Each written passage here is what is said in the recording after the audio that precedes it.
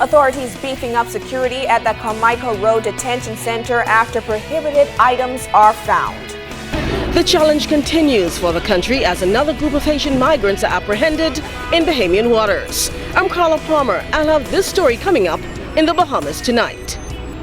And students warned of the dangers of gangs and crime. The Bahamas Tonight, the National Report, starts now. Now in HD.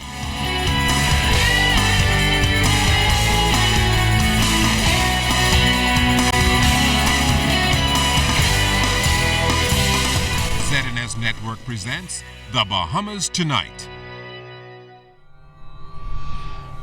This portion of the news brought to you by BTC Every Day. Contraband found at the Carmichael Road Detention Center, and now authorities are beefing up security at the immigration holding facility. Good evening, everyone. I'm Charisma Robinson. A number of groups have tried to tarnish the reputation of the Bahamas following the new immigration policy and abuse claims at the Carmichael Road Detention Center. In light of this, and unconfirmed reports of another plot which could be similar to that which was done 2 years ago when video purporting abuse at the facility surfaced, a security sweep of the center was conducted. Immigration Minister the Honorable Fred Mitchell says during that check, prohibited items were found. I understand that there's again rumors going around that these activists have gotten cell phone cameras inside the detention center and about to show some expose about what happens. You know, I can't speak to that. What I know is that I instructed there to be a search of the detention center a few days ago, and they came up with 9 cell phones inside the detention center. Now, how do those things get in there? How and why? So. The security, we're looking at the conditions, we're always looking at the food, so on and so forth. And the other thing that concerns me is I think there are too many people who've been there too long and in a kind of no man's land. Earlier this year, a judge released a Jamaican national who was in prison for 9 years, saying his detention was unlawful. Mitchell said this matter remains under review. His counsel made certain allegations in the press, which we are seeking to find whether those were accepted by the judge in the course of the trial. He said that the charges that that was brought against the man were trumped up. Now, it would be incredible or unbelievable to me that a judge of the Supreme Court of the Bahamas would accept as a fact that someone was brought on trumped up charges in the Bahamas. And it's this kind of excessive rhetoric that we are seeking to separate from the facts of the trial. A large group of illegal migrants captured in Bahamian waters are now at the detention center. The group of over 100 people, including children, were apprehended yesterday just off Long Island. Our Carla Palmer was at the dock as the immigrants were brought in. Like those before them, they sought in their voyage to the Bahamas or wherever their final destination would take them, a better way of life. Their journey so close but yet elusive. 112 Haitian migrants, 83 males, 20 females, and 9 children are the latest group to be apprehended by law enforcement officials when they were caught illegally entering the Bahamas. The Haitians were spotted by HMBS Durwood Knowles on the 5th of November 2015 at about 06:30 in the morning, just 24 miles southwest of South Point, Long Island. Executive Officer of the Royal Bahamas Defense Forces, HMBS Durwood Knowles, Senior Commander Valentino Roll told us that all 112 people were crammed tight into one 30-foot wooden sloop. We did a search of the vessel, and then after having negative findings, the sloop was destroyed at sea because it was deemed unseaworthy and sank it. According to Commander Roll, initial interrogation of the group to determine the captain's identity not only proved fruitless, but also finding out whether anyone paid for the trip. Information is very, very, very tight. They don't give much information. According to the information we got is that nobody paid any monies. It was a free trip. Now that the Defense Force has done its part in apprehending the migrants, they have been turned over to the immigration authorities where they will be processed. We just sent out 142 yesterday to Haiti, right? On Tuesday we sent out another 10. Tomorrow we'll be sending out another 30 by smaller planes.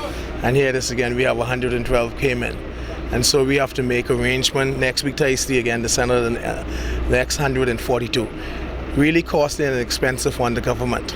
Officer in charge of the Immigration Department's Enforcement Unit, Kirkland Neely, said the department exhausted its $1 million repatriation budget months ago. It was good that Defense Force were able to capture this boat, and so we were able to get the total 112, right? It'd be difficult that if they reach land and we might have 112 come on, but by the time as you get there, you know, you might be able to capture maybe 50 out of 112, and so do the match. The rest will get into community.